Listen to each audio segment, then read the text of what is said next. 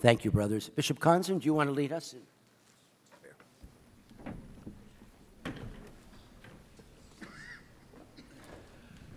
God, come to my assistance. Lord, make haste to help me. Glory to the Father, and to the Son, and to the Holy Spirit.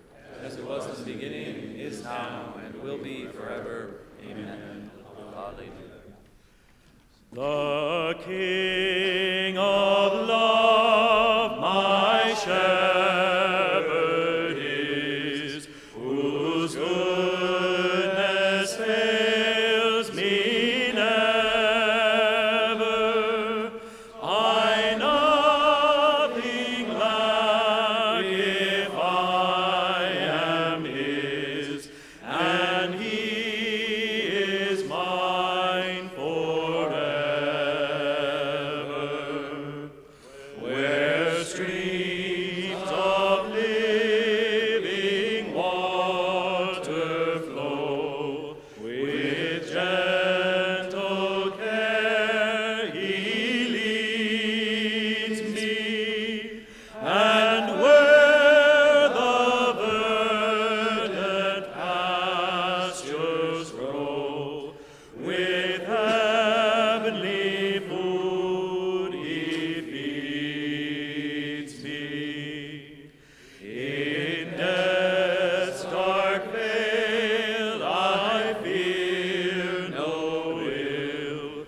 With you, dear Lord, beside me, your rod and staff my comfort still, your cross before to guide me. And so through all the length of days, your goodness fails me never. Good Shepherd, may I sing your praise within your house forever.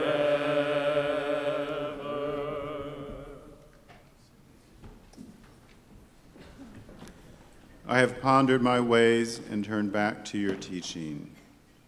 My part I have resolved, O Lord, is to obey your word. With all my heart I implore your favor. Show the mercy of your promise. I have pondered over my ways and returned to your will. I made haste and did not delay to obey your commands. Though the nets of the wicked ensnared me, I remembered your law. At midnight I will rise and thank you for your just decrees. I am a friend of all who revere you, who obey your precepts. Lord, your love fills the earth. Teach me your commands. Glory to the Father, and to the Son, and to the Holy Spirit. As it was in the beginning, is now, and will be forever. Amen. Father, may the fulfillment of your law be our aim in life, so that you yourself may be our inheritance, and we your chosen possession forever. I have pondered my ways and turned back to your teaching. I tremble with fear, O Lord. Turn to me and hear me. O God, listen to my prayer. Do not hide from my pleading. Attend to me in reply. With my cares I cannot rest. I tremble at the shouts of the foe, at the cries of the wicked, for they bring down evil upon me. They assail me with fury. My heart is stricken within me. Death's terror is on me. Trembling and fear fall upon me, and horror overwhelms me. Oh, that I had wings like a dove, to fly away and be at rest. So I would escape far away and take refuge in the desert. I would hasten to find a shelter from the raging wind, from the destructive storm, O Lord, and from their plotting tongues. For I can see nothing but violence and strife in the city. Night and day they patrol high on the city walls. It is full of wickedness and evil. It is full of sin. Its streets are never free from tyranny and deceit. Glory to the Father, and to the Son, and to the Holy Spirit. As it was in the beginning, is now, and will be forever. Amen. I tremble with fear, O Lord. Turn to me and hear me. I shall cry to God for help, and the Lord will come to save me. If this had been done by an enemy, I could bear his taunts. If a rival had risen against me, I could hide from him. But it is you, my own companion, my intimate friend. How close was the friendship between us. We walked together in harmony in the house of God. As for me, I will cry to God, and the Lord will save me. Evening, morning, and at noon, I will cry and lament. He will deliver my soul in peace in the attack against me. For those who fight me are many, but he hears my voice. God will hear and will humble them, the eternal judge. For they will not amend their ways. They have no fear of God. The traitor has turned against his friends. He has broken his word. His speech is softer than butter, but war is in his heart. His words are smoother than oil, but they are naked swords. Entrust your cares to the Lord, and he will support you. He will never allow the just man to stumble. But you, O God, will bring them down to the pit of death. Deceitful and bloodthirsty men shall not live half their days. O Lord, I will trust in you. Glory to the Father, and to the Son, and to the Holy Spirit. As it was in the beginning, is now, and will be forever. Amen. Lord Jesus, you were rejected by your people, betrayed by the kiss of a friend, and deserted by your disciples. Give us the confidence that you had in the Father, and our salvation will be assured. I shall cry to God for Help, help, and and the Lord will come to save me.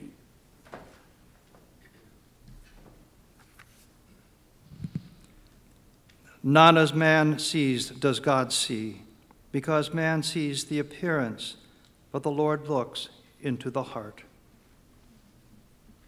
O God, search my heart and know me. Lead me along the path to endless life. Lord Jesus Christ, to save all mankind, you stretched out your arms on the cross. Let our work be pleasing to you. May it proclaim your salvation to the world, who live and reign forever and ever.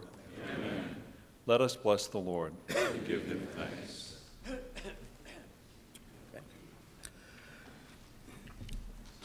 Brothers, as we know, this is a significant time for Catholic youth and young adults in the Church. As we look forward to October's Synod on Young People, the Faith, and Vocational Discernment, we are also preparing for World Youth Day in Panama at the beginning of next year. Our June meeting provides us an opportunity to highlight the great gifts youth and young adults have to offer the Church and to continue the path so well modeled by St. John Paul II and our Holy Father, Pope Francis, namely, to listen and learn from the faithful witness of young people themselves. With that in mind, our executive committee thought it would be helpful to have a panel of speakers who, speaking from their own experience, could share how the Church can best encounter and accompany youth and young adults as we grow together. These three young people were also sent by the USCCB to the pre-Synod gathering in Rome with Pope Francis in March of this year. I now invite Monsignor Bransfield to provide a brief background for each of our panelists as they experience it, as well as the topics they will be speaking on. After we hear from the speakers, we will have the opportunity to discuss further. Thank you, Your Eminence. Our first speaker is Ms. Katie Prejean McGrady, who hails from the Diocese of Lake Charles in Louisiana. Katie is a wife, new mother, youth minister, and a popular speaker. She has worked with many youth and young adult communities across North America. In addition to various media appearances, she has published 2 books, Room 24, Adventures of a New Evangelist, and Follow, Your Lifelong Adventure with Jesus. Katie will speak about the interactions with other young Catholics from around the world at the pre-synod gathering and the realities faced by today's young people. Our second speaker, Mr. Nick Lopez, is the Director of Campus Ministry for the University of Dallas. He received his master's degree in theological studies from the University of Dallas in 2016. He has served as a parish young adult minister in Southern California. Nick is a guest columnist for the Catholic News Service column In Light of Faith, focused on millennials. He was a panelist at the Convocation of Catholic Leaders last summer and will be a main stage panelist at the 5th Encuentro national event in September 2018. Nick will share his experience addressing the Holy Father at the pre-synod and on the pastoral activities of the Church for youth and young adults. Our third and final speaker, Brother Javier Hansen, is a brother of the Christian schools in the LaSallian district of San Francisco, New Orleans. He serves as a religion teacher at Cathedral High School, El Paso in Texas. He is currently a brother in temporary vows, having entered the novitiate of the LaSallian region of North America in 2015 and made first vows in summer of 2016. Brother Javier is currently working on his master's degree in education from the University of Texas. Brother Javier will speak to the ecumenical aspect of the pre-synod gathering and the understanding of vocation among young people today. Please welcome Brother Javier, Nick, and Katie.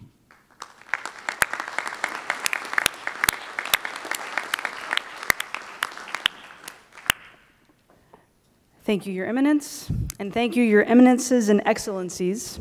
It's a fun thing to say. For inviting us to speak briefly on our experiences at the pre-synod gathering in Rome this past March and on young people today. And though he's not here, a special shout out to my hometown shepherd, Bishop Provo. It was a remarkable honor to be chosen to represent the United States. And we are humbled by the chance you offered us to attend, speak on behalf of the youth and young adults of our country, and continue to unpack what happened at a gathering that, quite honestly, changed our lives. The pre-synod signaled just how valuable the Pope finds the voices of young people to be. And we are very excited to be here to share our voices and aid you in your work. I arrived at the pre-synod with a resume that I'm proud of, and I thought I knew a lot when I arrived. I thought my wide range of perspective, experiences, and expertise, and the insights provided by the USCCB staff would give me plenty to share and contribute, and I did. I was certainly able to. But it became quickly evident that no matter what we might say or offer, it was going to be even more important for us to listen. The conversations we had with people from all over the world shed light on the opportunities and challenges that we face here in the United States. We were able to identify what we do really well and how we can improve in our ministries with youth and young adults. Many conversations that I had throughout the week were enlightening and informative, and a few stand out. A young man in Egypt was interested to learn about youth conferences, which are very popular in the US. He wanted to learn what we do when we gather young people together for formation, for prayer, for fellowship. And I realized the significance of the resources that we put into these critically important events, which are often kickstarts to journeys of faith for many teens and young adults. I can speak personally. My faith journey began at a Steubenville Youth Conference when I was a sophomore in high school. A man from Ghana told me about the professional job training that he has to do with the catechetical programs he leads because of the economic hardships in Africa. This made me grateful for the focus that we're able to have on catechesis alone and how we're able to concentrate primarily on sharing the tenets of the faith, solid formation, and walking side by side with young people as they encounter Jesus. But perhaps most moving was a time I spent with a woman from China, who also happened to be my roommate while I was there. She shared many insights with me about what it's like to grow up in a communist country, where Catholicism is oppressed, discouraged, and under governmental control. She shared how difficult it is to prepare young people for the reception of the sacraments because faith formation is forbidden.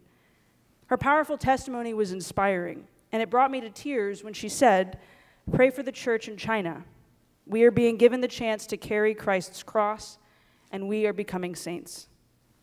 Her testimony was an encouragement to me for us as an American church to remain stalwart in the face of mockery, condemnation, and misunderstanding, and to encourage young people to remain steadfast in their practice of the faith and to be courageous in the defense of what they believe, especially in a culture that seems to want to engage with all opinions and teachings except, at times, ours.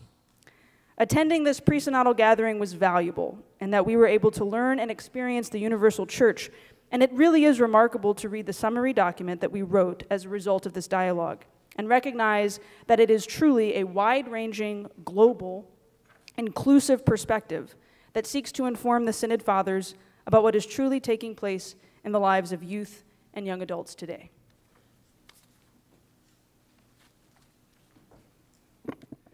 Good afternoon. Like Katie, I am grateful to you all for having us here today. Before I begin, I also would like to offer a special greeting to Bishop Edward Burns and Bishop Greg Kelly of my Diocese of Dallas. I'm not sure if he's here, but also Archbishop Gustavo Garcia Silera of San Antonio, my native archdiocese. Good afternoon. It is an immense honor to be with you all today, and thank you for taking seriously the call of Pope Francis to invite young people to discuss our generation's experiences with you. I know many of you have been passionately involved in the youth and young adult ministries of your respective dioceses well before the Synod was called. And for that, I am also very grateful for it was through those efforts that I am able to stand before you today. 2 weeks before the pre-Synod gathering, I received an email from the Vatican that went something like this. You have been selected to address the Holy Father, Pope Francis, on behalf of the young people of America. Congratulations. Your address is due by the end of the week. Oh, and P.S. here in Europe, we consider both North and South America one America. Good luck. This certainly was a daunting task that caused me great stress, but of course proved to be one of the most important moments of my life. With the swift help of Paul Jarzembowski from the USCCB staff and his colleagues, I was able to craft an address as completely as possible with the time given. What resulted was a summary of what I felt were some of the most important aspects of a young person's life, making sure I balanced the negative realities with the positive. Unfortunately today, our popular societal opinion of youth and young adults is that we have a lot of problems, or simply that we are the problem to be solved. Some say we cannot commit, or that we're all addicted to technology, or that we're religiously or spiritually illiterate. Yes, we do face many issues, and maybe we cause a few of them as well. But strengthening our bond with one another to confront those issues was one of the main reasons I chose to open and close my address in Spanish. While I speak very little Spanish, it was a simple act of acknowledgement and solidarity with our brothers and sisters of Latin America, who we in the United States too often struggle to embrace. In my address, I shared the realities we face in the Americas, but as the pre-Synod gathering went on, I learned that these challenges were also present in many other areas of the world, as each day people approached me with words of thanks and reflection for my address, sharing with me their own similar situations. And to my surprise, I returned home to many emails, Facebook messages, and phone calls from people thanking me for telling the Holy Father what we as young people are going through. And while I cannot speak for the other 4 young adults from the other 4 continents who spoke that morning as well, I can imagine that their experience was very much the same. For what I found most important in our presentations was that despite some of the unique situations that come from our own particular place in the world, there is so much of our lived experience that we share in common. It was important that the Holy Father heard that common thread in our testimonies, and I also think it was just as important for us as young people to be reminded of that, not simply to show us that we're not alone, but more importantly, that we are in this together. And to address the obvious question, yes, it was an amazingly beautiful experience to address the Holy Father, to embrace him and to hear him say with a hearty giggle, "Hablaste muy bien," you spoke very well. What marked that experience, however, more than anything else, was his authenticity. This did not feel like a diplomatic meeting or simply a political gesture. It was a real desire to encounter and hear us. So again, I thank you for having us here today and for continuing that dialogue in the spirit of Pope Francis.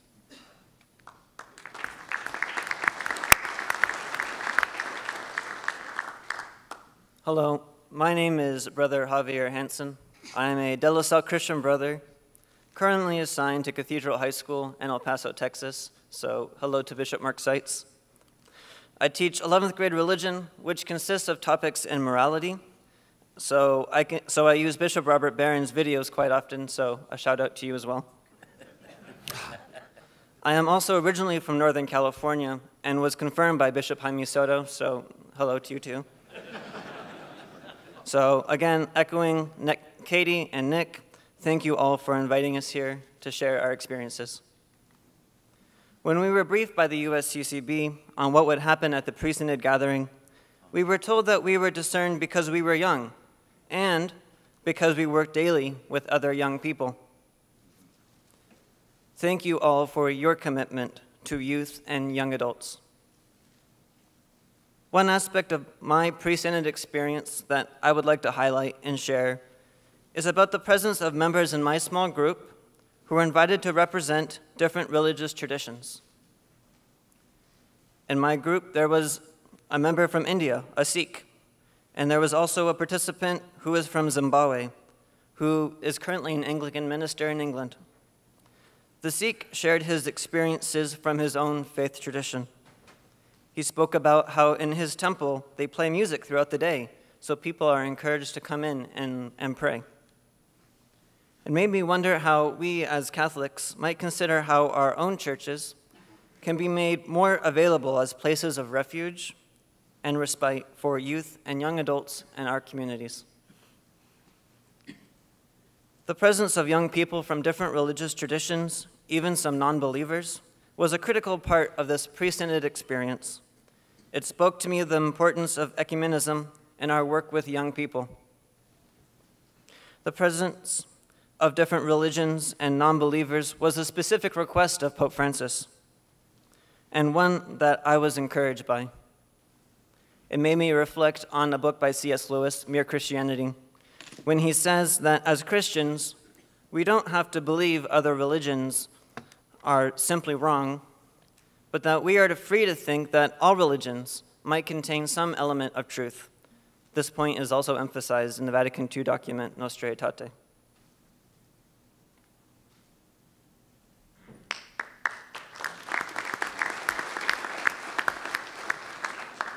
So as you can see, we had a pretty remarkable experience.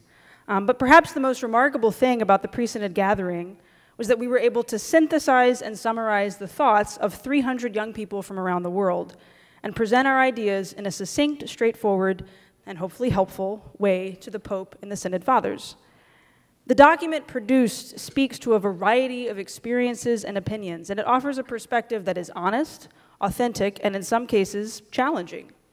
The goal of the document, which has been disputed in some circles and questioned in others, is to provide insight and to offer an honest perspective of those under 30, hoping to give readers a chance to understand what's going on with youth and young adults today. So to that end, we would like to highlight just a few quotes and key points from the final document. And thank you so much to Archbishop Pierre for speaking so eloquently about it earlier and really setting the stage for this conversation. In the introduction, we provide context for the document as a whole. It is important at the outset to clarify the parameters of this document. It is neither to compose a theological treatise, nor is it to establish new church teaching. Rather, it is a statement reflecting the specific realities, personalities, beliefs, and experiences of the young people of the world. This is to give the bishops a compass, pointing towards a clearer understanding of young people. I think it's very important for all of you to know the point of the document. We want the bishops attending the synod in October, and every bishop in the world, really, to know what we think, how we feel, what we face, the questions and concerns that young people have, and how they love the church and ultimately desire a relationship with Jesus Christ. We hope you read this document as a snapshot of the conversations had at the pre-synod. Imagine sitting down with a teen or a young adult and having a cup of coffee and asking them a variety of questions. That's how this document should be read, as the transcript and summary of an honest conversation about what the church is doing and what more the church can be doing to engage young people. It's also a chance to honestly examine how to lead young people to Jesus by first talking with them about their feelings, confusions, concerns, and cares. Pope Francis encouraged this process, and I believe this process of dialogue with young people was not only valuable at the Vatican for the purposes of the Synod, but could be valuable for every diocese and parish. What if 25% of active Catholics, including us here today, our pastors and lay leaders, made it a priority to have coffee or a meal with 10 teens or young adults from your community? I am aware that the USCCB is engaged in the Fifth Encuentro and the national dialogue processes, which is a great place to start. But when we simply listen to one another, barriers down, face to face, the impact of that conversation is life-changing, and it leads young people to Jesus. I'd also like to point out a line in the document that was never edited in any of the 3 drafts, and I know it was never edited because I wrote it. I included it in my English language group's summary, and it made it through all 3 drafts with just the addition of a comma. And I'm pretty proud of that. It's pretty cool to say that I wrote something that's in a document read by the Pope. It's the concluding sentence of the first section, which addresses the challenges and opportunities of youth and young adults in the world today. Ultimately, many of us strongly want to know Jesus, yet often struggle to realize that he alone is the source of true self-discovery. For it is in a relationship with him that the human person ultimately comes to discover him or herself. Thus, we have found that young people want authentic witnesses, men and women who vibrantly express their faith and relationship with Jesus while encouraging others to approach, meet, and fall in love with Jesus themselves. This expresses just how valuable and important personal testimony and witness of faithful men and women is to a young person seeking to know Jesus and understand the church. Teens and young adults are seeking mentors and respond most to those who share their stories, talk about their relationship with Christ, and invite them to experience the goodness, beauty, and community of the church. This is precisely what I have seen work time and time again, both in my own life, in my classroom when I was a teacher, in youth ministry when I worked in a parish, and at the events that I've spoken at. Young people want to encounter mentors who are living faithful lives and who can journey with them as they seek to live that life themselves. As a young adult, I ask you to support initiatives, programs, and individuals who walk alongside youth and young adults seeking meaning in their lives. It's not about numbers. It's about the quality of relationships, relationships that I know we all in this room can have with young people. We desire good ministry leaders, both lay and ordained, who witness to and image Jesus Christ. And I hope that that becomes all of us. Thank you.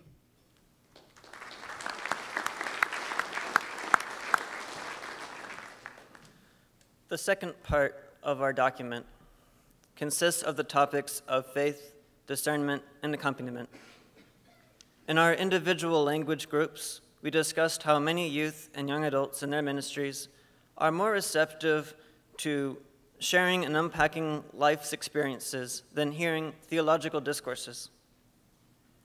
This does not eliminate the idea that traditional catechesis works better for some young people. Continuous part of the formulating of our document was sharing our experience of the person of Jesus. Some young people imagine Jesus only as a historical figure and moral teacher. This can be detrimental to the faith. Many young people also want to be connected with a community like the church and should be encouraged to do so. However, a number of young people feel disconnected when they perceive that some leaders in the church look upon ministry with them, the youth, as a burden and rather focus solely on administration. Our mission should not simply be to inform young people about the faith through catechesis, but to empower them to be leaders and ambassadors of the faith to their peers. Young people express a desire for the church to clearly state and help them understand the difficult teachings of the church. One of these was the role of women in the church. Pope Francis addressed this particular concern in his remarks to us. Vocation was discussed at length and in the document is sometimes, or in life, is sometimes perceived as an exclusive type of holiness, limited only to the priesthood and men and women religious. I often find myself having to explain to people how my congregation doesn't have priests. Every vocation, the single life, priesthood, marriage, and religious life should be encouraged, fostered, and highlighted. As a young religious brother, the need for accompaniment has been vital in my initial formation.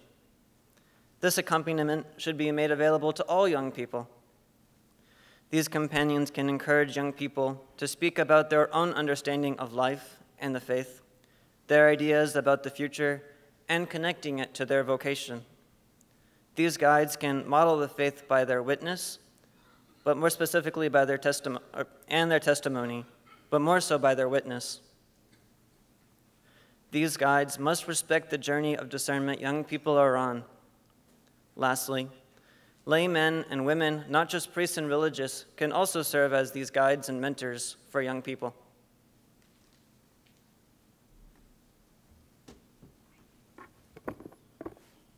And lastly, from part 3, paragraph 12, we wrote, "The church must involve young people in its decision-making processes and offer them more leadership roles.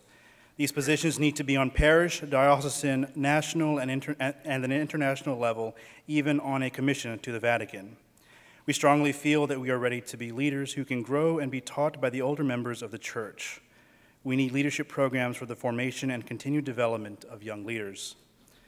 Of all the ways suggested to move forward in this section, this I found to be the most compelling for 2 reasons. First, some of these programs and initiatives do already exist here in the United States. These initiatives include various youth and young adult ministries and Pastoral Juvenil Hispana in parishes, high school and college campus ministries, and diocesan youth and young adult events. Most of these programs are done through the parish, campus, and diocese, as well as through various national organizations. However, a number of these come from the mind and passion of young people themselves who are starting movements and groups to better form young Catholic disciples and leaders. As a young adult who was formed by such programs and one who currently works and leads such programs, I humbly implore you to continue to support and seek out these opportunities in your dioceses. Become familiar with them, the pastoral leaders who coordinate them, and the young people who take part in them. Please ensure them that the formation and the zeal they are receiving from these ministries will not go to waste in your diocese. Second, we are asking that you consider making young people an active part of the decision-making process of the church. For example, when my university goes through administrative changes, students meet with the potential administrators for interviews and other formal and informal meetings to assess the candidates and provide feedback that actually heavily influences the final decision. There are many opportunities at the parish, diocesan, and national levels that could certainly use similar kinds of inclusive strategizing that welcomes and considers the viewpoint of young adults, not just as recipients of ministry, but as partners in ministry. And from part 3, paragraph 14, we noted, "We respond to initiatives that offer us an understanding of the sacraments, prayer, and the liturgy. The sacraments are of great value to us who desire to develop a deeper sense of what they mean in our lives. This is true of marriage preparation, the sacrament of reconciliation, preparation for baptism of children, and so forth. Because of the lack of clear and attractive presentation as to what the sacraments truly offer, some of us go through the process of receiving, but undervaluing them. It is very clear that there is a genuine thirst for Christ in the sacraments in the hearts of young people, especially in the Eucharist. I think it is absolutely true that many Catholics, not just young Catholics, undervalue the sacraments, perhaps because of what it says here. Many of us just don't understand what they truly offer. In the end, it won't matter how creative our initiatives, our programs, or movements are if the Eucharist and the sacraments aren't at the foundation of the lives of our young people. While this admittedly stems into a much larger issue, perhaps one way to address this is to create better opportunities for hospitality and engaging young people in the parish. In doing so, perhaps youth and young adults can begin to first see the parish as a home, which will allow them to become more willingly active in the liturgy and in the life of the church. And of course, opportunities for catechesis should be reinforced, where parishioners of all ages can be invited to learn about the history, the symbols, and the meaning within the Mass. I believe Pope Francis chose to end our pre-synod gathering with the Mass, not because it was a nice way to end our time together, and not even because Palm Sunday is the international celebration for youth and young adults. Rather, he was showing us that this must be what our labor draws us to in the end. All of our work, our discussions, and our planning For how best the church can accompany young people must ultimately lead us to the table of the Lord. Otherwise, we labor in vain. Thank you.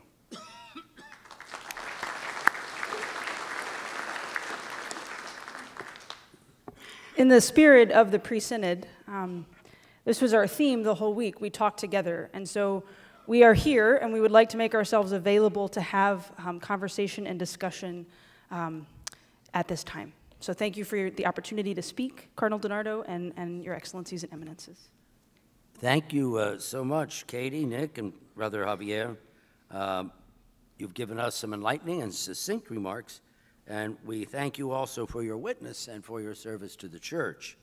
We have time for questions and discussions now, and brothers, I welcome your comments on these very fine presentations and some dialogue back and forth. Archbishop Vigneron, followed by Archbishop. First, we have Archbishop Vigneron from Detroit. Archbishop Vigneron. Thank you, and thanks to the presenters. Nick, I have a particular question for you. I was struck with that formulation about what the sacraments truly offer. Implied in that, if I don't have it wrong, is that sometimes we who do catechesis have been presenting something else or something not the truly offer. Could you elaborate a little bit on that? That would be helpful for me. What's been the ersatz offer instead of what the sacraments truly offer? I'd be interested in that.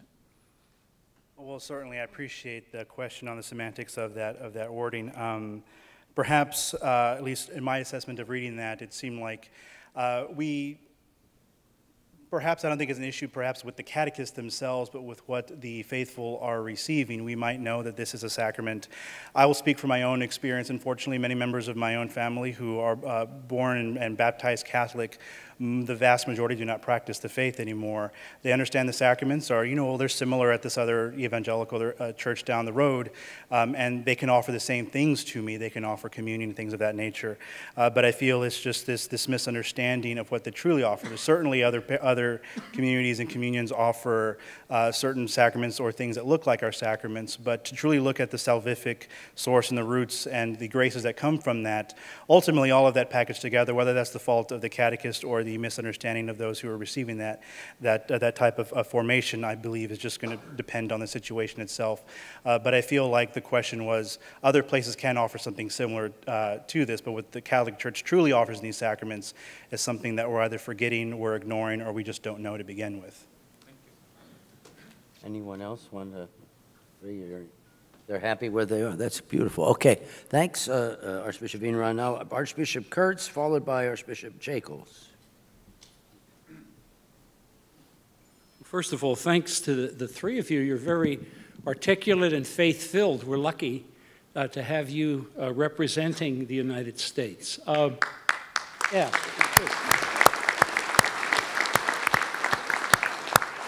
I'm in the Archdiocese of Louisville. We have, twice a year, we have what's called the Archdiocesan Pastoral Council, and it's made up of the chairs of all the parish councils of the parishes. And this past, I guess about 6 weeks ago, we took on a topic of the Synod and youth ministry, and a number of our youth advisory came and sat at each table, so there were maybe 12 or so young people, and there were about 3 or 4 people who were representing the parish councils. One of the things that came as a result of the conversation, and it was meant not to be an interview of that poor young person who was at the table, but actually an exchange. And it was an exchange over looking at the same topics. And one of the conclusions was how much in common people of different ages have. So many of the young people said, well, we like stories, we like living witnesses, and many of the others said, well, so do we. And so my question, one of the others said, well, we like to be listened to, and guess what? The other people there said the same thing. So my question has to do with commonality. I guess what I'm looking at in terms of ministry is how isolated should we be thinking about young adults? And to what extent is there a commonality that in the process we should be encouraging? So my thought is when you're interacting with people like yourself who are articulate and faith-filled but are as old as I am, what do you find in common? What are things that you'd say maybe transcend your age, and you say, well, here's something that we share in common? I'd be curious. Archbishop, thank you for your question. I'm a big fan of yours. I follow you on Twitter. So I think that you're spot on. We're Catholic, so we all have something in common, right? Or they're disaffiliated Catholics, so they probably have questions.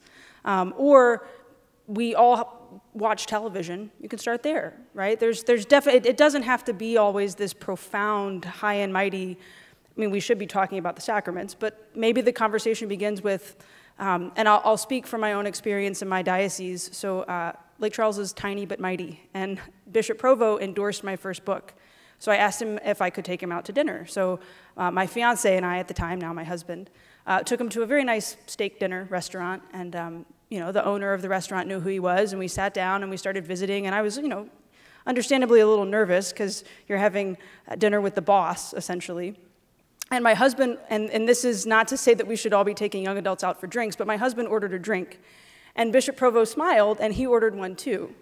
And it's like this wall went down where all of a sudden there was just this, we can be people together. So I think the commonality begins with an attitude and an understanding of, we're walking into this room not ready to shove faith down the throat, but to meet the person and to see who they are and love them for who they are and answer their questions. And then that conversation might drift to, you get the chance to share your vocation story, or you get the chance to answer the question about the all-celibate priesthood, or why we do this particular thing or that particular thing. I think it begins with the very human connection of, we have this commonality, and not being afraid to go to that place and have that conversation.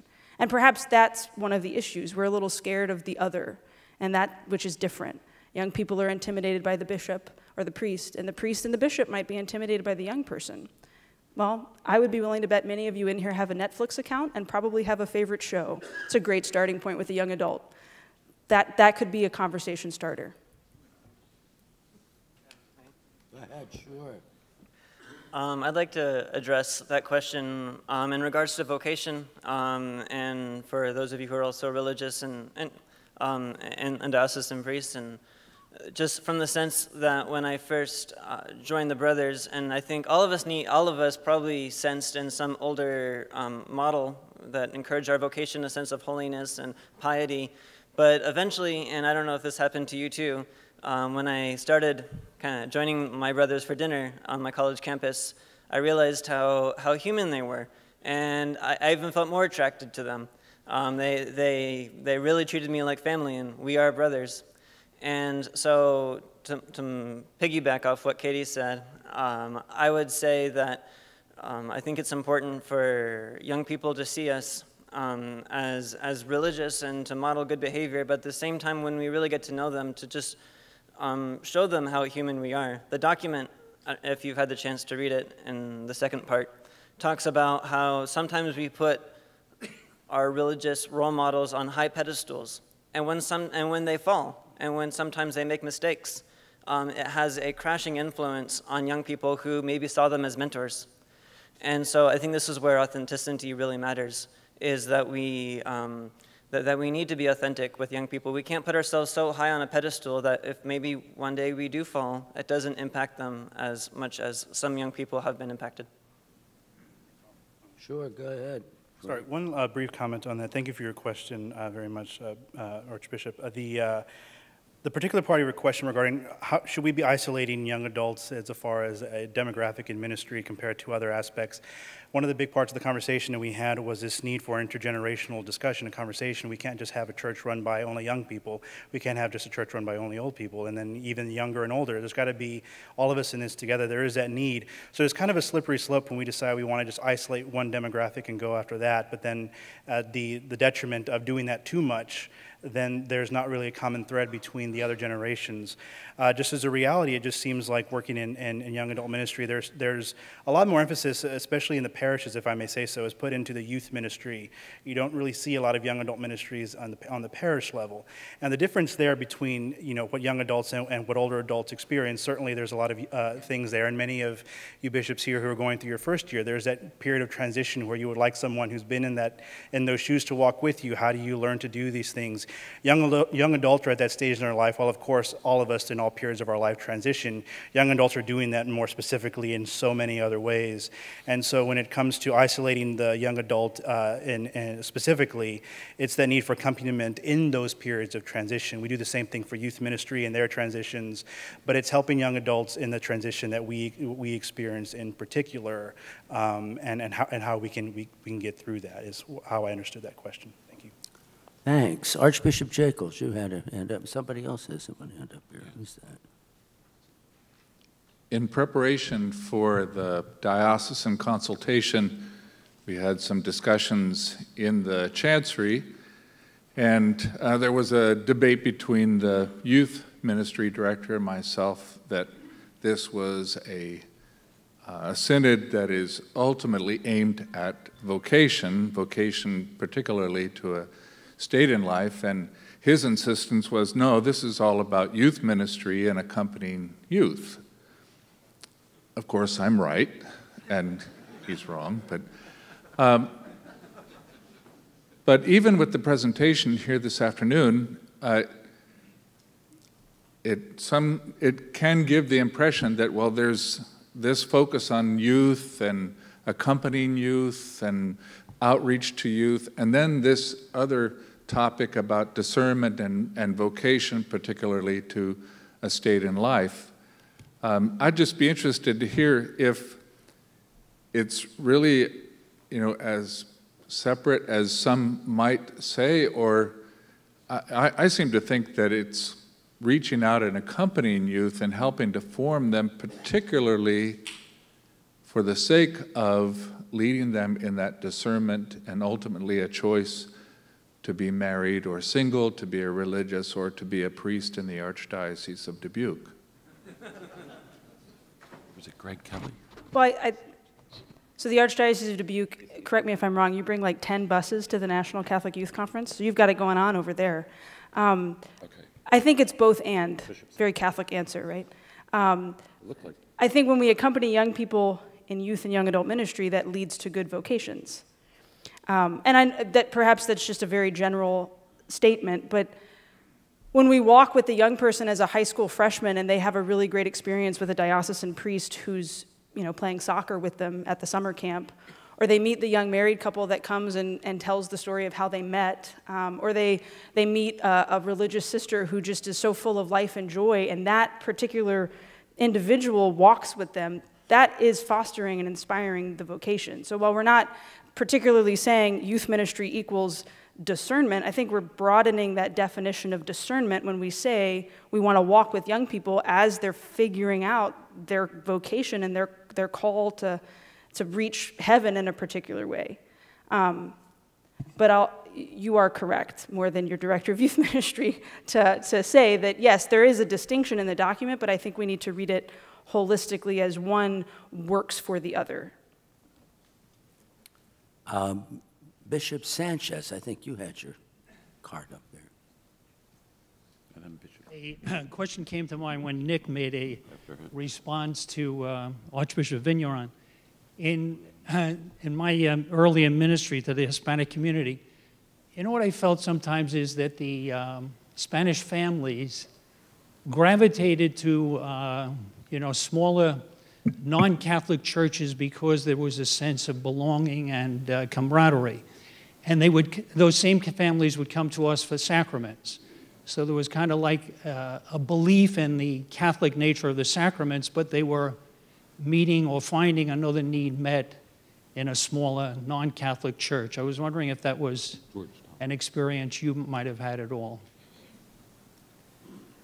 Thank you for your question, Bishop. That's a very good question. I'll have to answer that. I am very aware of that experience. However, in the areas that I've ministered and where I've come from, it seems to be a little different. it wasn't. I think the sense of community in the Latino community, that's huge. To be able to belong to a larger family, to have this familial, communal aspect, is honestly a part of the church that sometimes, depending on the parish, we don't do too well. We often go, and our worship is very individualized with ourselves and our families. We go for the hour, then we leave. There's not this sense of, at least comparatively to other confessions, where we can linger and everyone knows each other. Everyone knows when someone isn't there for worship that week, and so a lot of Hispanics I notice in my family and others that I've ministered to go to other larger evangelical churches or maybe smaller evangelical churches to get that sense of community as well. For me, however, I think you're right. There is a reality where they might go there, but their children are still going to be baptized in the Catholic Church. For me, however, what I've noticed is that doesn't seem to be a sense of we understand the sacrament. It's Latinos, like I'm sure with a lot of other cultures, we're very big on tradition. You know, if grandmother, great-grandmother, if abuelita says you got to get baptized in the Catholic Church, you get baptized in the Catholic Church because it's the tradition to do it. It's part of your culture. So the Latino Hispanic community, some that I've worked with, do all of those things and go back to the sacraments because it is a part of the culture. And unfortunately, I will say most of those wouldn't do so because they understand the importance of the sacraments. Therefore, we go back and do that. So there's a bridge that needs to kind of go over those two gaps there of how do we bring them back, because we certainly sense some value in it, regardless if we seek those for the right reasons or not. Bishop George Thomas, followed by Archbishop Coeur de Leon. Somebody else is up here. Cardinal World. Well, a very special thanks to the three of you. One of our very esteemed colleagues, the late Avery Cardinal Dulles, wrote a sweeping review of religious education. It was published posthumously.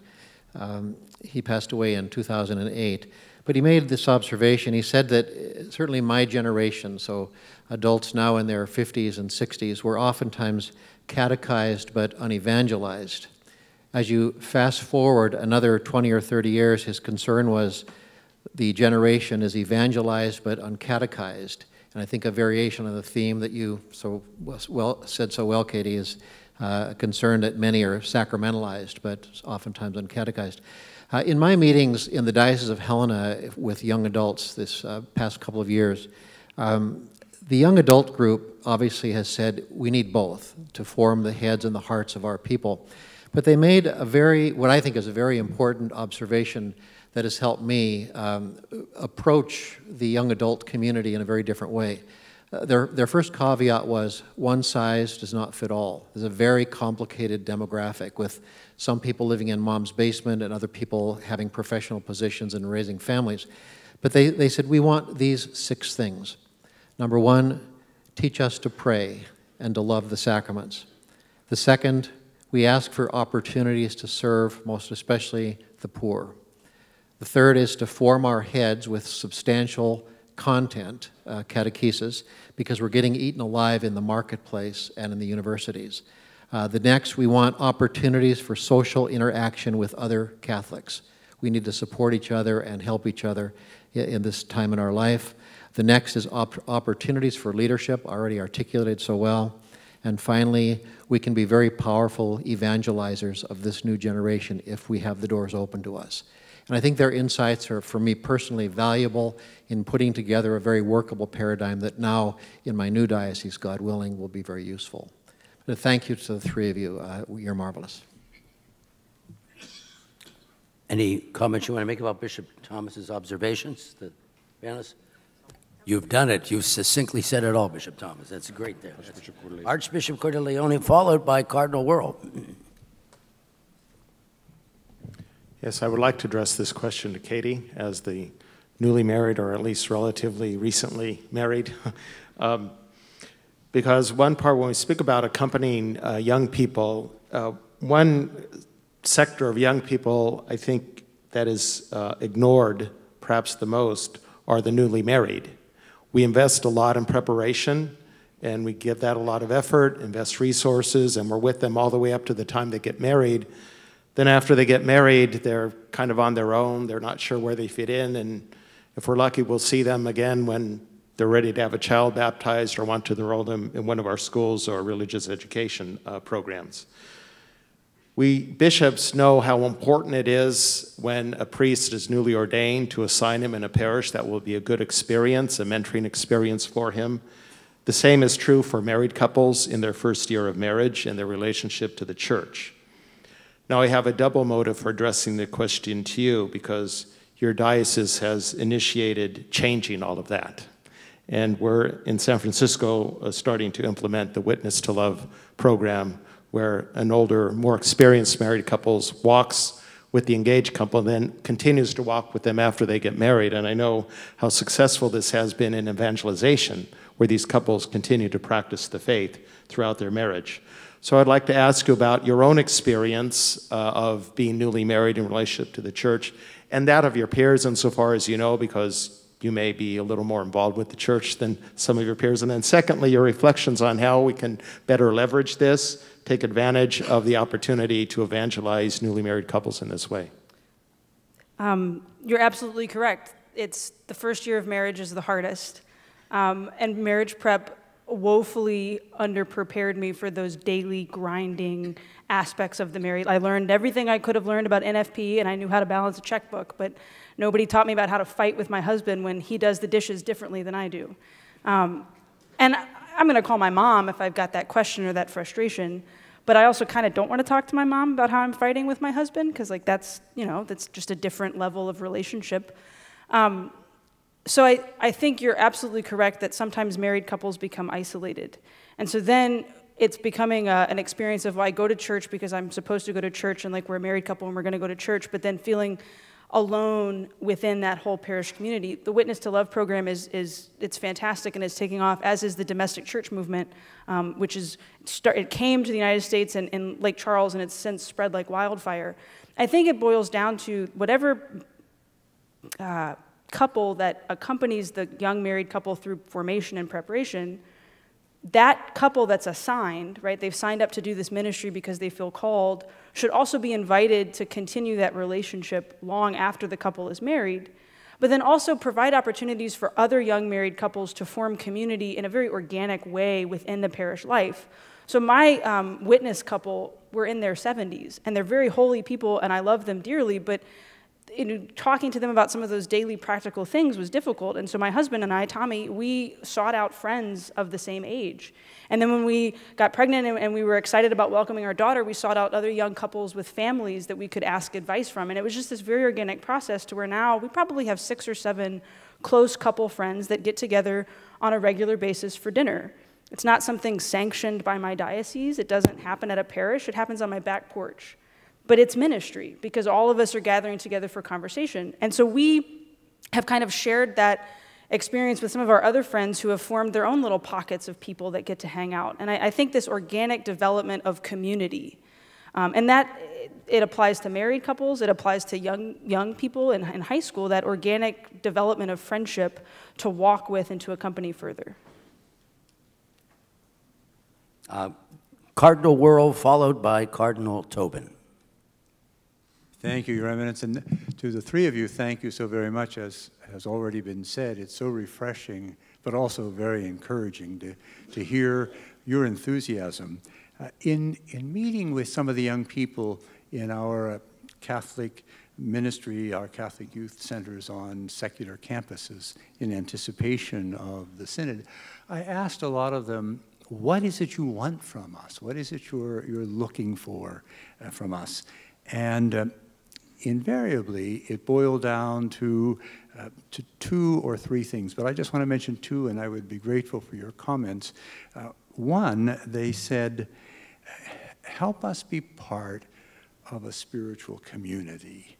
Help us belong to something that means something to us. That was the first. The second was, and I found this, especially since they had been so well catechized, they said, help us to experience God. Then I asked them a question. What do you use as you try to bring people into the faith? What do you use here on campus when you're trying to bring someone who you know ought to be with us and isn't? And they said to me, the service projects are usually the entrance for contact with them. They were telling me the number of people on campus who identify as Catholic and have nothing to do with our center, but when they started doing these service projects and inviting them to be a part of it, they found they got a good response. Is there anything to that in terms of evangelization? I probably won't be the only one to answer this one, but I'd like to speak on behalf of being a young religious working in a high school. And part of how I do that on a daily basis is just trying to be open with my students, not trying to be judgmental, which can be really hard when you teach morality to high school juniors. But I think this was my first year actually teaching this topic. I focused mostly on Old Testament. And I just found my students just generally like grateful for what I was doing, and I was really shocked by that because I did tell them the truth, but I also let them speak from their heart. So I think that was huge. And another area, and all of us have different capabilities and different interests, but I love running and cross country, and I really connect with young people, I believe, on running with them and doing sports and stuff like that. And I'm thinking of one young person who I taught last year and doesn't need to come to my classroom, but will just come in every morning and just, even if he doesn't want to say anything, he just smiles. And when school ended 2 weeks ago and he saw me yesterday at cross-country practice, he's just like, I haven't seen you in forever, and it's been 2 weeks. But I think if we're just genuine with our students and we're heartwarming, it goes a long way. You mentioned two things that I want to point out and agree with you on. They want to feel a sense of belonging. When I was a parish youth minister, the first month that I was there, we decided we were going to repaint our youth room. Very simple project. And I went to Lowe's to pick out paint and couldn't decide on a color, so I threw up an Instagram poll. And it was the first time that young people had responded to anything on the parish Instagram page because they were getting to choose a paint color. So then we took it further and we said, why don't you come and do the painting and save us, a few $100s? And they showed up in droves because they wanted to feel like they were part of it. The most successful thing I ever did at that parish was a program that was not catechetical. It was called Jesus in Java, where we went to 6:30 morning mass 2 days a week during the summer, 6:30 in the morning, and then we'd go get coffee and donuts afterwards with the parish credit card.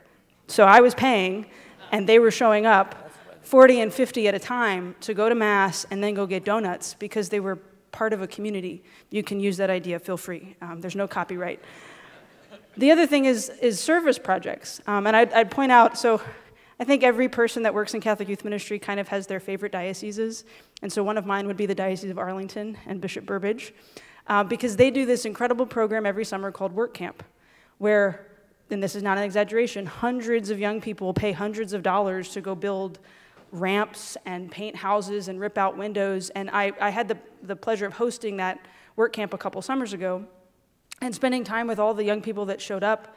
And there was a group of young men who, they're those high school frat boys, kind of, like they wear like the baggy shorts and the tank top kind of shirts, and like they're cool, and they're too cool for school kind of thing, but they were showing up at work camp and they loved it.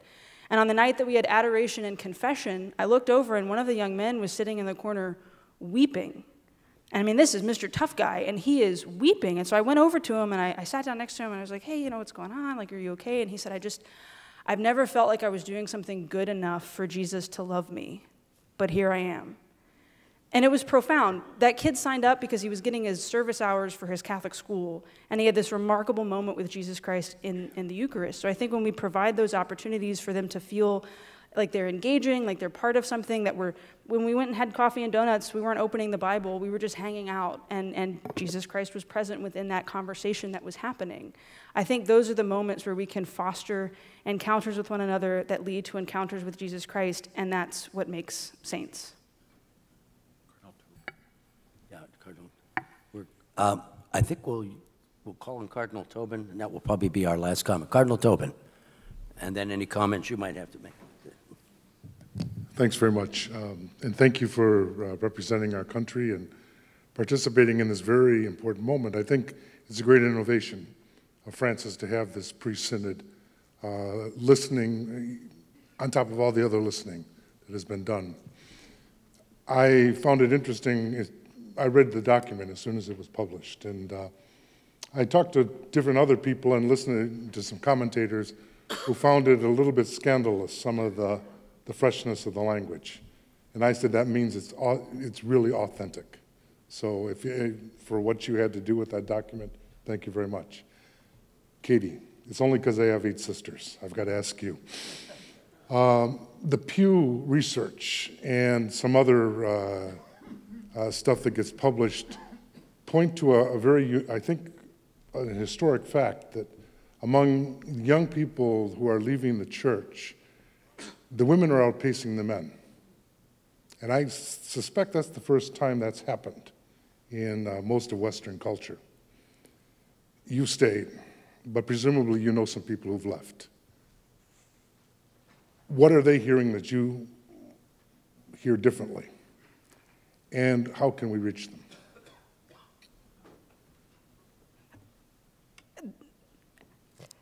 I'm going to try to not get myself in trouble. I think sometimes young women look at the church and feel like outsiders. Not because we want to be priests. I have no desire for that whatsoever. And most of my young women friends who are disaffiliated from the church would not want to be priests either. But they look at the church and they feel, I can sit in a pew. And they've never been invited or welcomed to do anything beyond that. And they perhaps even think that sitting in the pew is not enough, even though we know that we're all fully active participants, right? So I think it comes down to so many young women have tried to find a place to contribute or to share ideas or to offer thoughts or to give their gifts and talents. And they're either met with resistance, they're either accused of just wanting to be a priest, and well, that can never happen, or they don't see their gifts and talents being highlighted or even praised. And that's not to say that a woman can only be in the church if she's doing something active. I think it's just a matter of they don't feel like they've been invited to the table. Walk into any chancery or parish in the country, and it's a little old woman with short hair sitting at the front desk. Right? Women are involved in the church. There's no doubt about it. I think it's remarkable that y'all gave us a platform, and there was a woman sent from the United States to contribute and provide insights. But one thing that I noticed when I got to the pre-synod was that there were only a handful of us that were married, and I was the only mom. I'm 28 years old, I own my own home, and I have a child, so I'm breaking the mold of millennials who are not buying houses and not having babies, but I was the only mom in the room. And like that felt very isolating to me. Like, does the church not value the opinion of a young mother who is carrying a cross daily with a child that's not sleeping and throwing up and doing all those things that a baby does, but that I'm the only mom in the room? That doesn't make me feel particularly welcomed or invited. I think the effort needs to be, who are the young women in your dioceses and parishes that have gifts and talents, and how can we bring them to the table and listen to them and value them? I would encourage everybody to go look at the Blessed Is She organization based out of Arizona. Just some young women that decided, you know what, we're going to get together and we're going to do great things for young women of faith. They have over 60,000 followers on Instagram. They do conferences across the country. They have daily email downloads. They send really great content encouraging and welcoming young women to feel part of the life of faith. Those that have left have only left because nobody said, we want you here. And that needs to be a conversation with every young woman and say, you are part of the church and you matter and we need you here. Thank you all. Brothers, I think we want to express not only our gratitude but our joy at the presentations today and our wish that the Lord will continue to bless them as they blessed us this afternoon. Thank you very much.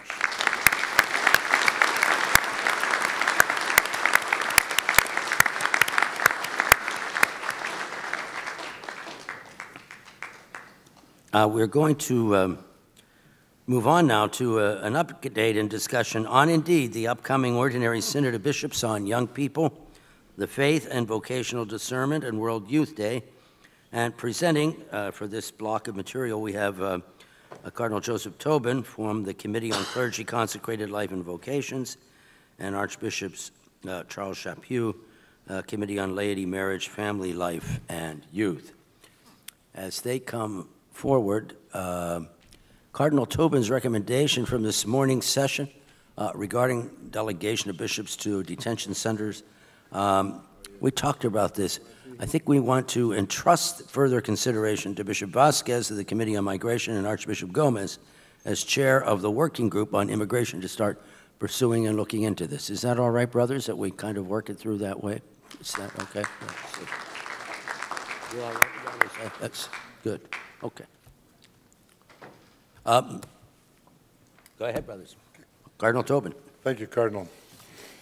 Brother Bishops, as you know, the Universal Church is preparing for the 15th Ordinary General Assembly of the Synod of Bishops, whose theme will be Young People, the Faith, and Vocational Discernment. The Synod will take place October 3rd to 28th of this year in Rome. The preparation of the Synod has included a global consultation of dioceses, eparchies, and ecclesial movements. Our conference gathered reports from over 100 U.S. dioceses and eparchies and consulted with several of our standing committees and national Catholic organizations with whom they work. Those reports were submitted to the Synod office in Rome, together with an executive summary by the president of the conference. In addition, last June, the Holy See launched an online survey for young people that closed in December 2017, and then convened, as we just heard, a pre-Synod meeting of young adults in March of 2018. The USCCB had the opportunity to send our three fine adult delegates to that gathering, the same young adults who just spoke with us. During the March meeting, the Synod office hosted several Facebook groups for youth and young adults around the world. Approximately 15,000 comments were received in the 6 online language groups. This input, in addition to the feedback of the young people already gathered in Rome, provided the basis of the summary document presented to Pope Francis at the celebration of the Eucharist in St. Peter's Square on Palm Sunday. The global consultation, the online survey, and the summary document have all contributed to the Instrumentum Laboris from the Vatican Synod office, which will be released soon. Archbishop Chaput from the Committee on Laity, Marriage, Family Life, and Youth will now share with you the next steps in this process. Thank you, Archbishop. Thank you, Your Eminence, my dear brothers.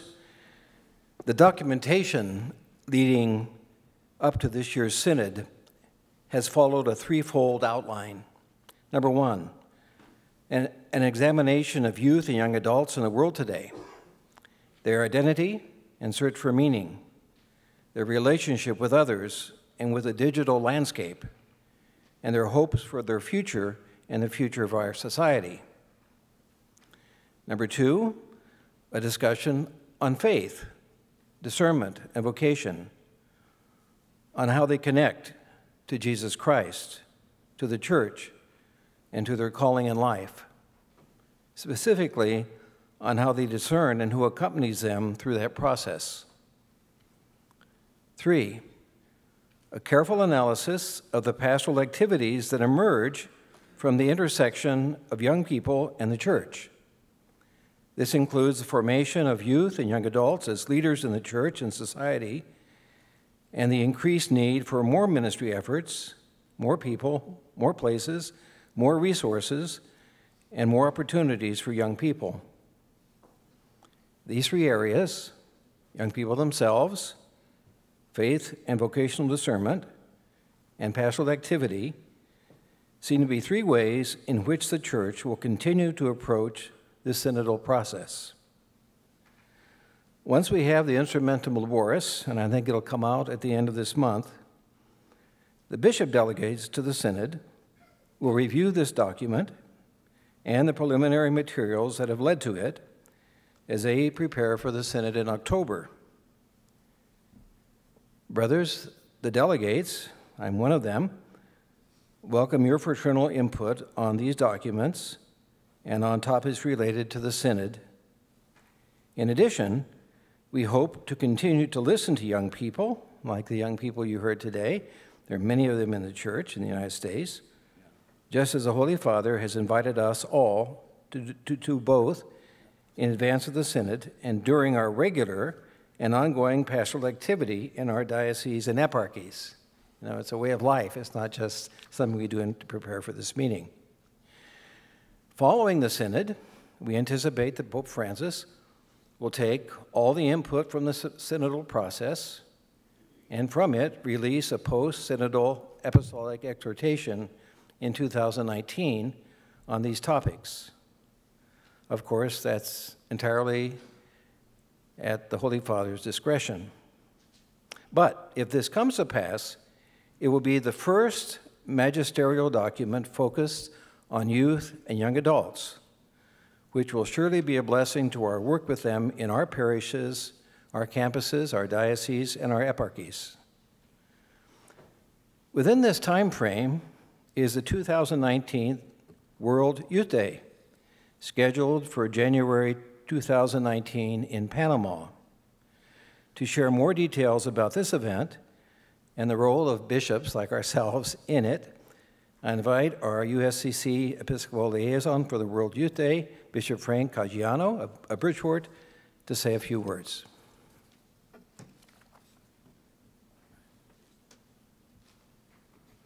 Thank you, Archbishop. Brothers, I would like to offer you a very brief update on where we stand with World Youth Day and our planning for that significant event in the life of the Church. I will only give you highlights because there is an information sheet that is available outside of this room which gives you much more detail. But just to point out some of the highlights, first and foremost, as you know, each and every one of us is invited to attend, and bishop registration will soon open for those who are planning to come to Panama in January. It will be done online and will follow the similar process when we register for our annual events here, a two-part registration, registering also for the assembly and accommodations. And there's a sheet outside that gives more details about that registration process. For those who are coming to Panama, we'll be staying at the Hilton Panama, which is near the central site where all of the events will occur. And it's at the Hilton that the USCCB will have its office, including chapel space for concelebrated masses, chapel for private adoration and prayer. To date, there are 5,000 young people who have registered to attend. And of those, 2,400 have paid in full. We're expecting in total 10,000 young people to travel from the United States to Panama. And of course, that would be in addition to, please God, the thousands who will celebrate stateside World Youth Day in their respective dioceses. And when we travel, there's always a concern about safety, and our staff has done tremendous work working with the organizers down in Panama as well as the embassy to ensure that the pilgrims will be safe and security guidelines will be drafted for us and for our pilgrims. We all recognize the fact that the timing of World Youth Day has posed a problem for registration since it is at the end of January. But even mindful of that, I think we are all very pleased and proud of the fact that we're having as many come to Panama in January. It's a sign of the commitment of the young church to gather together and certainly to support our Holy Father. May I ask you to consider two things in the months ahead. First, if there is any way you can think of to effectively encourage young adults to come to World Youth Day in Panama, this is the time to do it. And I ask your help in doing that, so we have the largest delegation possible, given the circumstances of timing. The second is, as is true for all World Youth Days, the majority of young adults do not and cannot travel to the site.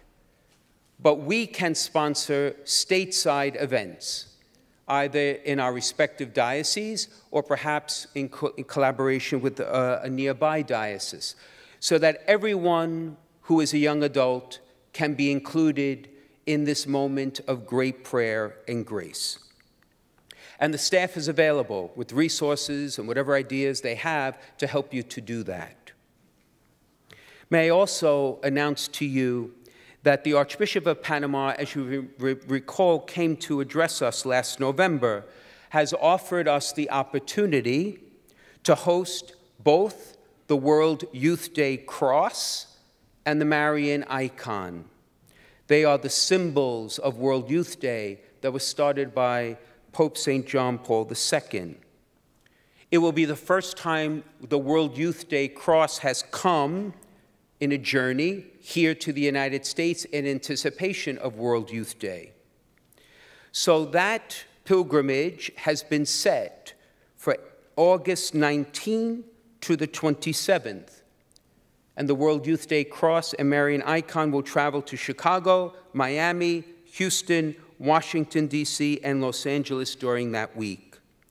Once again, there is more information in the back outside the room if you wish to have it.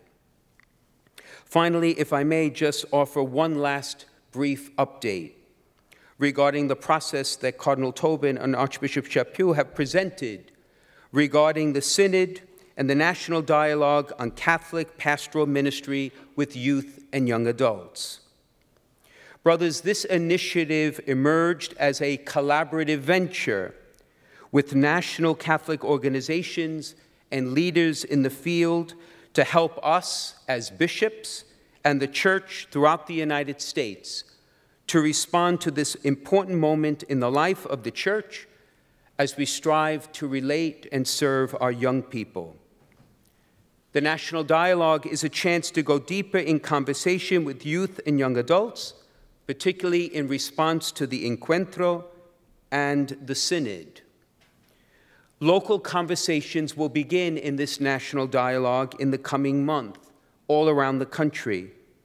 And if your diocese would like to engage in this process, I'd ask you to either speak to me or to speak to anyone in the office in a way where we can be of assistance in helping you and your diocese to collaborate in the National Dialogue. So thank you for your time, and Archbishop. Thank you, Bishop Caggiano, not only for your presentation, but your wonderful leadership and good example.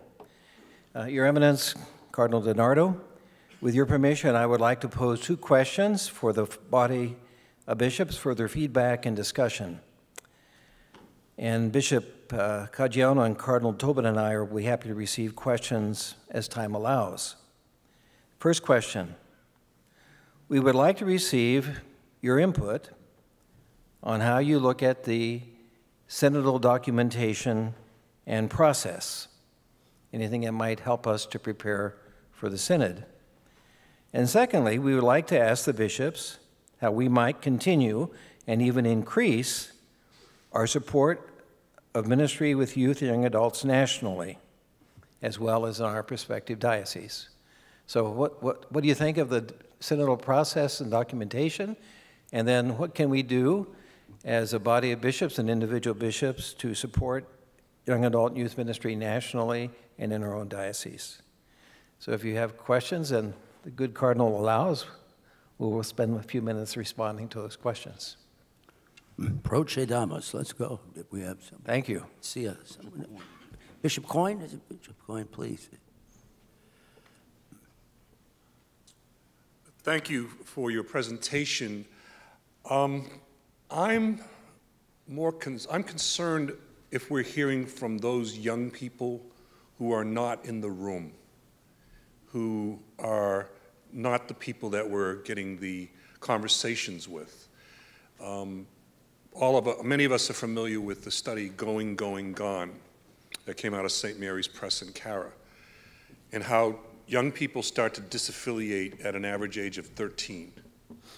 And then when they're asked why they've disaffiliated from the church, they often will say the church's attitude towards faith and reason, but most especially they'll say the intolerance of the church regarding LGBTQIA folks.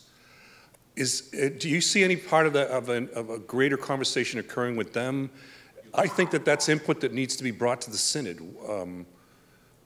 How do we address, I mean, granted it needs to be addressed at like family levels and so many other levels, but are those things that you think are germane to this discussion, or are we dealing only with the young people and others that are kind of already in the room?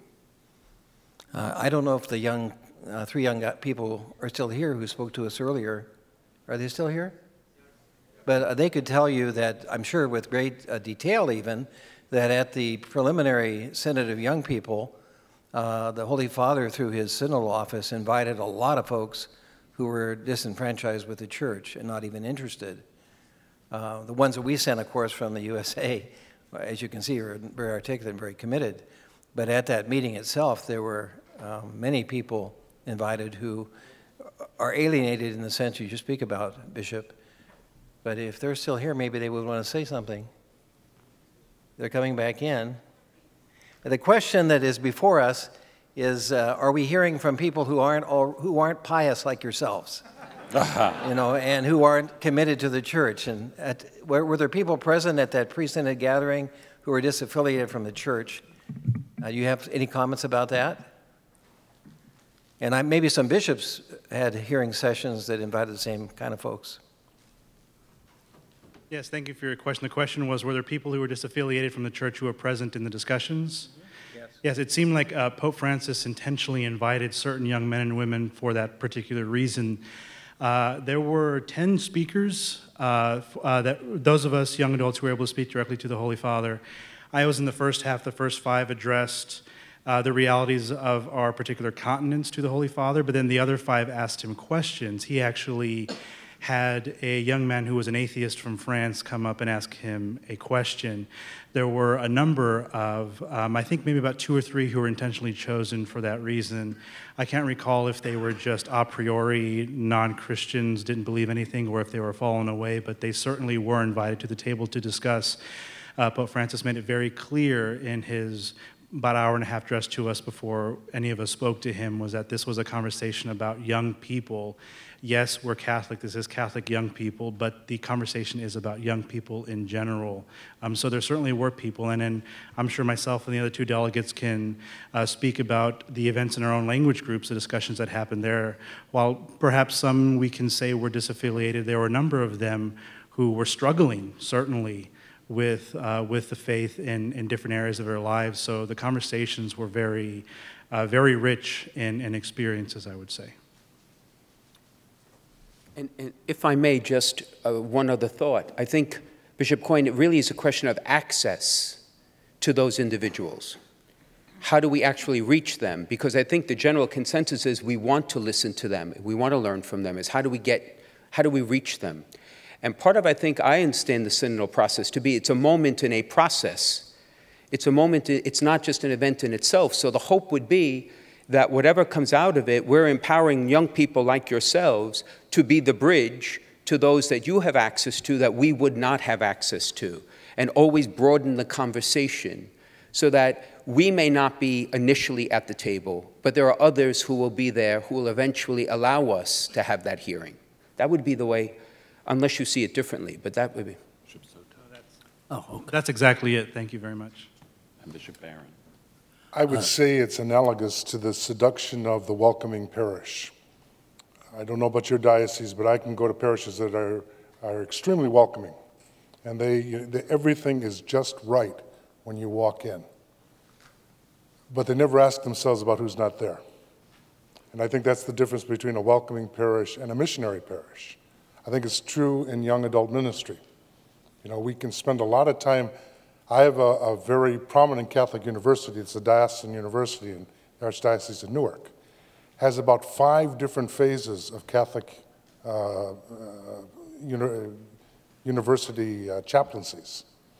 And I just think they're tripping over each other over there. And I'm trying to encourage, you know, in a couple of the secular campuses, there are a lot of Catholics and disaffiliated Catholics as well. So I think it's this, the one definition of the marginalized are they're not seen, or they're difficult to see, because they're obviously far from where we're looking.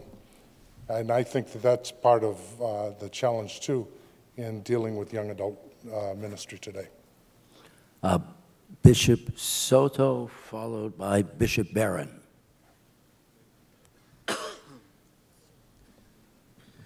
Thank you very much for this conversation. And just to respond to the second point, For a while, I was the Episcopal liaison for NFCYM, the National Federation of Catholic Youth Ministry, and while I know that there's a good working relationship between the conference and the federation, obviously with the synod, I think it's worth sitting down and seeing how that relationship could be deepened and what can be done to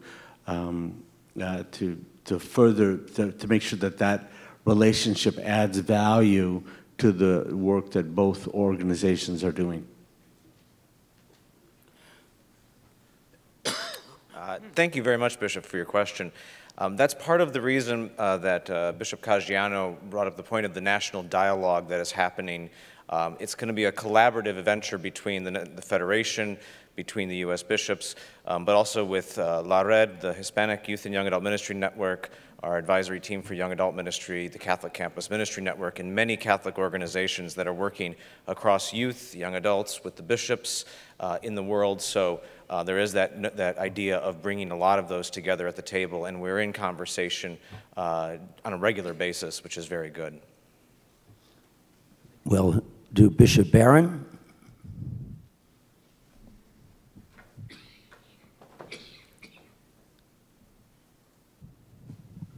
In that famous interview the Pope gave early on, he talked about going to the economic peripheries, but also the existential peripheries. And he named specifically those who are alienated from God. And that's always kind of guided my work in the outreach to the nuns. That's just as bold at going to the peripheries as going to the economic borders. And I think, too, there you got to talk about the online ministry, because these are people who almost by definition are not going to come to us, not going to come to our institutions. But we do have tools now to reach them.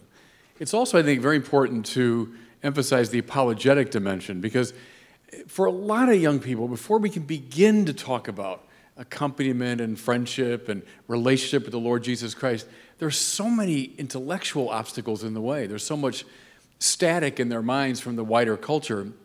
That has to be addressed in many cases first. C.S. Lewis said that often before the evangelist goes in, some kind of apologist has to go in to clear up the intellectual static. So I do think that's a very important part of this particular outreach to the existential peripheries. I think that should be a key element in the Synod. Thanks, Bishop Barron. Any comment by any of ours? Okay. Anyone else have a... I don't know if it's your experience, but if you look at the questionnaires that people to answer online, it's usually done by the ones who are angry and on the periphery. So I think we do hear from them. I mean, I hear from them a lot in a lot of ways in my own diocese. And so I think they do have, as Bishop Barron pointed out, that's where you do find them, and they're very happy to respond at that particular point. Bishop Walk? Somebody else. Thank you for this discussion. Just one quick thing. I went to a conference at Notre Dame with Bishop Bob Barron and others were there on the same topic. And one thing that struck me is Bob said during his speech that when we went after those people who were disaffected, those young adults and young people, one of the shocking things, to me at least, that they said was, "Did you miss us?" That was really interesting that they said that. And then secondly, thank you for asking. Thank you at least for coming to us to ask us what we can do and how we can be more involved. So in answer to that second question, I think one thing we can do is simply ask and know that no one's ever offended that we've asked them or approached them. Most likely they're honored and actually waiting for us to do that. Cardinal Cupich. Thank you all for your important contribution to these two big events of the Synod and the World Youth Day. One thing that occurs to me, especially as we talk to young people, but also the broader community, is the important role that grandparents can play. To have conversations with their grandchildren. As one grandmother asked her granddaughter in that conversation about the practice of the faith, am I going to be the last Catholic in our family? That is something that troubles grandparents as they think about the future generations and whether or not the traditions will be kept. So my hope would be that the Synod would also maybe not put the onus so much on parishes or staff or bishops, but also within families and the role of grandparents. Thank you, Cardinal. Anyone else? Cardinal Tobin, do you have any kind of summation efforts that you'd like to say at the end of our feedback here? I can wrap it up with the best of them. On behalf of Archbishop Chaput and General, let me simply conclude by expressing our gratitude to all of you, not only for the interaction today, this brief conversation, but also for your ongoing commitment to youth and young adults. This has been evident in your response to this particular synod process and for your support over the past 25 years to the success of the World Youth Day activities. Let us continue to pray for and work with young people. Like our beloved Pope Francis, let us put our hope in them and the gifts they offer the Church and the world today. Thank you for your time, and thank you, Your Eminence. Thanks, thanks all. Thanks.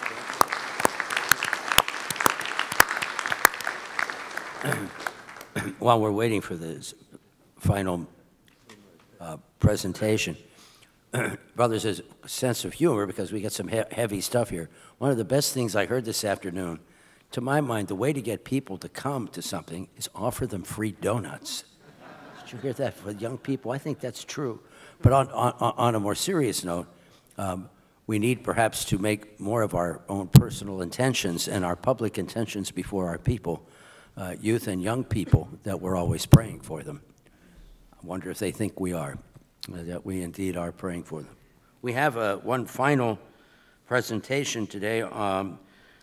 The Committee on Cultural Diversity in the Church, Archbishop Gustavo Garcia Silla, was to be the presenter on the update, the Fifth Encuentro.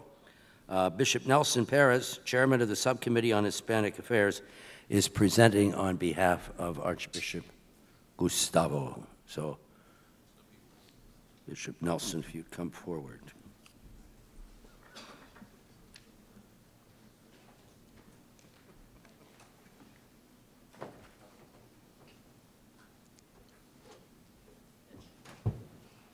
Cardinal, we're going to be offering free drinks at the Fifth Encuentro for the whole weekend. My dear brother bishops, I start my remarks today by thanking all of you for your wonderful support and active participation on the Fifth Encuentro process over the past 18 months. During that time, more than 330,000 people have been engaged in a process of mission, consultation, and community building. More than 26,000 have been trained as missionary disciples from all over your diocese. The process of the encounter has led to celebrations of 145 diocesan encuentros, as well as encuentros in all episcopal regions, with the participation of over 100 bishops and more than 5,500 regional delegates.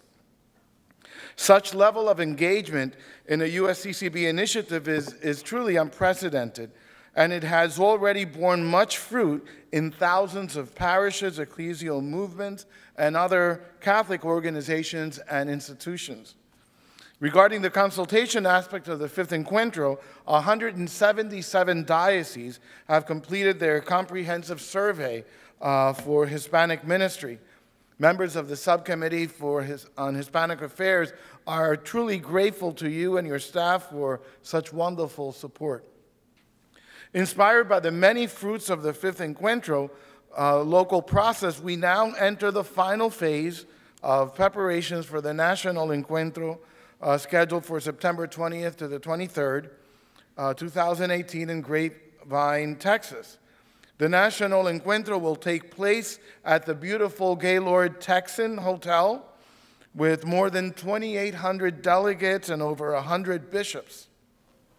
Also attending will be our nuncio, our apostolic nuncio, Archbishop Christophe Pierre, Dr. Guzman Garriquilli, Secretary for the Pontifical Commission for Latin America, and Bishop Juan Espinosa, CELAM's General Secretary, as well as representatives of more than 100 Catholic organizations. The National Encuentro is being planned as a joyful ecclesial celebration that inspires conversion, communion, solidarity, missionary discipleship.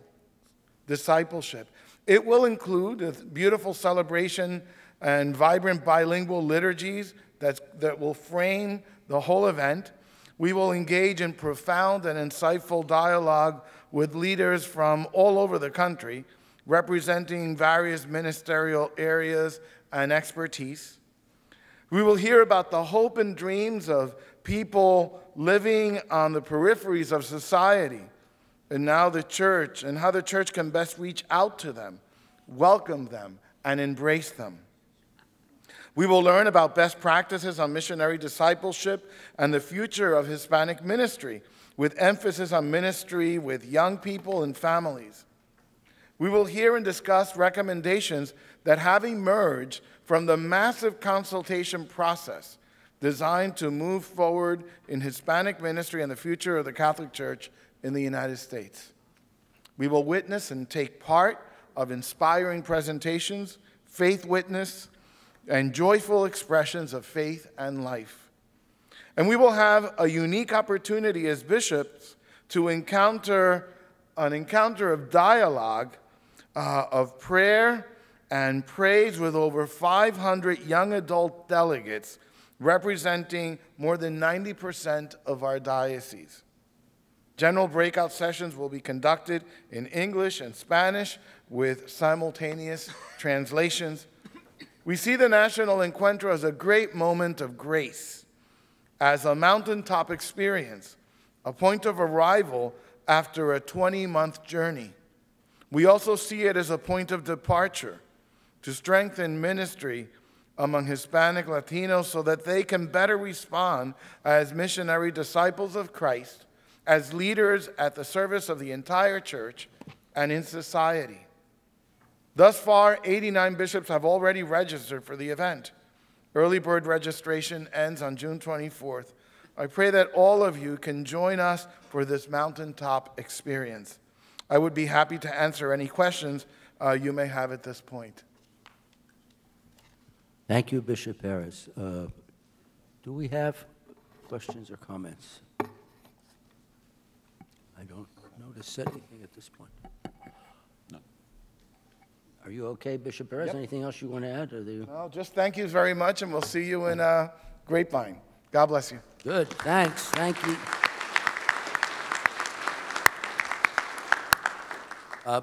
Brothers, this includes our time this afternoon. A reminder, amendments to documents are due at 5 p.m. in the trays outside this meeting room. Before we adjourn to get ready for a Mass this afternoon, Monsignor Bransfield has a couple of announcements to make. Thank you, Your Eminence. Your Eminences, Your Excellencies, to proceed to Mass, please exit the ballroom, make a right, and please use the escalators when exiting. The buses will be located in front of the Caribbean Ballroom on the first floor. Staff will be outside available to assist with direction to the buses. This body is scheduled to reconvene at 8:45 a.m. tomorrow, Thursday, June 14th. Thank you, Your Eminence. In this room tomorrow. Thank you. Thank you, brothers. Glory be to the Father, and to the Son, and to the Holy Spirit, as it was in the beginning, is now, and will be, world without end.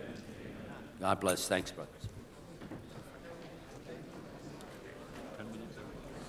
Yeah, why that happened is amazing.